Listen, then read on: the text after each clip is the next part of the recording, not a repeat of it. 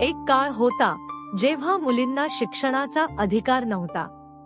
पण त्या अंधारात प्रकाशाची ज्योत पेटवणारी एक क्रांतिकारी स्त्री जन्माला आली, सावित्रीबाई फुले. सावित्रीबाई पुस्तक हातात घेऊन शाळेकडे चालत जातात. लोक तिच्यावर चिखल फेकतात आणि म्हणतात, बाई शिकवणार, हा काय प्रकार आहे?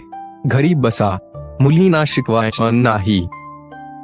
तुम्ही कितीही अडथळे आणा, मी मुलांना शिक्षण देणारच. लहान मुले शाळेबाहेर उभे असतात, ते भीत भीत शाळेमध्ये येतात. त्यातील एक मुलगी म्हणते, ताई, आम्हाला शिकायचं आहे. पण आईबाबा म्हणतात शाळा फक्त मुलांसाठी. सावित्रीबाई हसून मुलांना म्हणतात, नाही रे, शिक्षण सगळ्यांसाठी आहे. मुलगा मुलगी यात फरक नाही. हळूहळू जास्त मुलं शाळेत जमा होतात. एका गरीब मुलीला लिहिता येतं. ती गरीब मुलगी आनंदाने म्हणते, ताई, मी नाव लिहिलं. सावित्रीबाई डोळ्यात अश्रू येते आणि म्हणतात, आज तू नाव लिहिलंस, उद्या तुझं भाग्य लिहिशील.